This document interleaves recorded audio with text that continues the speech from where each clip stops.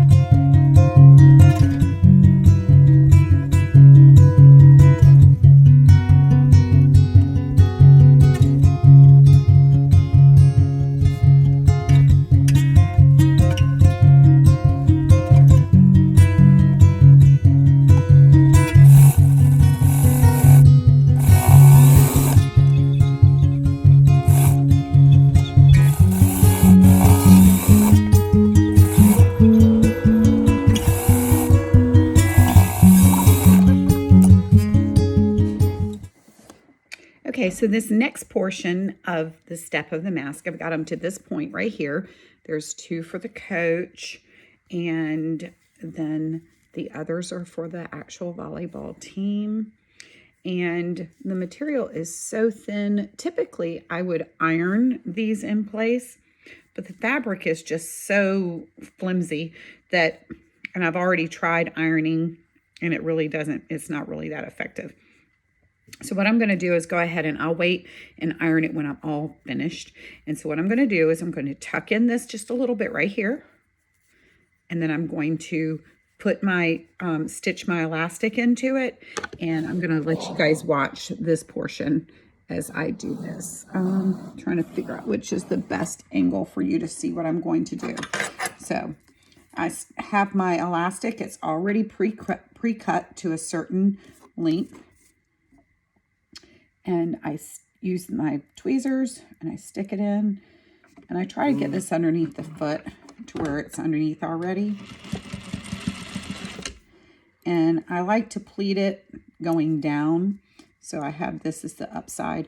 But I like to pleat it. And this pleat, what I have found that this pleat does is that it gives it like a 3-dimensional feel to the mask and doesn't leave it laying flat on your face. Because if you leave it flat on your face, it tends to want to suck into your face. Now, I would not normally stop and trim, but for your benefit, I'm going to let you see what it looks like once it's finished. So, I'm gonna, yeah, that should be good. I have a certain measurement that I like, but it'll get it off of their face. So once it's done like that, it gets it off of the face. And because otherwise it will just suck on through. So I'm just going to let the camera roll for a little bit as I'm doing this so that you can see the finished up project. And I pretty much, I've done this for so long, I really don't have to measure. I just use my fingers as my guide to do this. And like I said, normally this is ironed in place, but because the material is just really flimsy, I'm not even going to try to do that. I'm just going to, because this material is 100% polyester. It doesn't iron well. I will say that when I do the heat press on it, the heat press flattens that polyester, and it actually changes even the fiber consistency of it.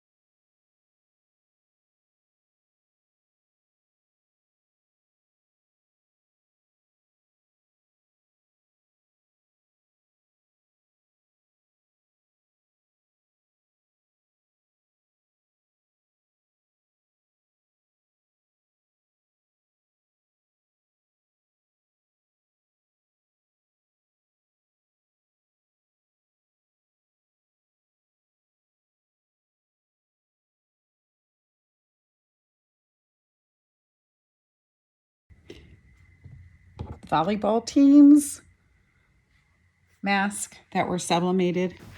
Thanks for watching my video. I hope this was helpful if you are interested in making mask or sublimation. It's been a learning process and I've done it quite a few times. Thanks for watching. Don't forget to like and subscribe.